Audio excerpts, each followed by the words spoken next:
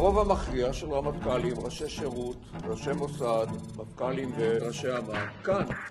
כל האנשים כאן היו בקבינטים, היו במטבחונים, בכל תהליכי קבלת החלטות הכי רגישים. יותר מ1000 שנים של ניסיון ביטחוני, מדיני, נתן לנו את החובה לקום ולומר את מה שיש לנו לומר. אנחנו נמצאים ערב תבוסה.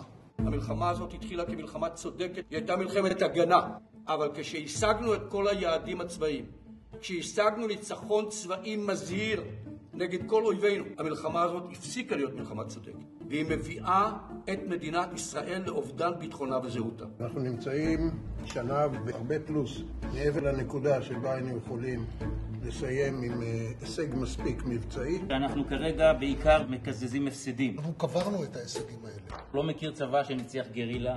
אנחנו כרגע נמצאים במצב סטטי ברצועת עזה. צבא שלא נמצא בתנועה הוא צבא שנפגע. לא חשוב כמה צבא יהיה טוב.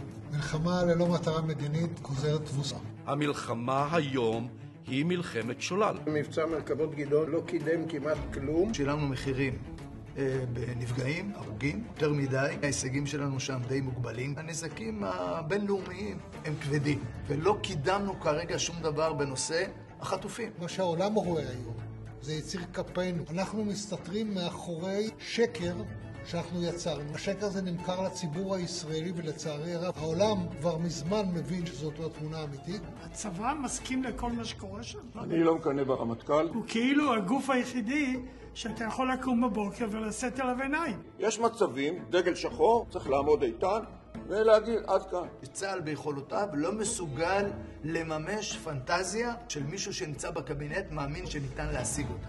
כרגע יש לנו ממשלה שהמשיחיים משכו אותה אל הכיוון שהוא לא רציונלי. זה מיעוט. הבעיה שהמיעוט שולט במדיניות. הכיוון שאליו הולכת כרגע הממשלה הוא תפיסת עולם קנאית קיצונית. בזמן שהיא לא נבחרה להיות ממשלה קנאית קיצונית והיא לקחה אותנו בשבי. מישהו מדמיין שאנחנו נוכל להגיע לכל מחבל ולכל בור ולכל נשק ובמקביל להביא את החטופים שלנו הביתה, אני חושב שהדבר הזה הוא בלתי אפשרי, פנטזיה. אבל זה תפקידם עכשיו של ראשי הצבא. נכון. לעבור ולומר, לפרוק על השולחן. ראשי ארגונים צריכים לדעת לעמוד באומץ מול ראש הממשלה ומול הקבינט ולומר את הדברים בצורה הכי אמיתית שיש על המלחמה הזאת, על חוסר התוחלת שבה.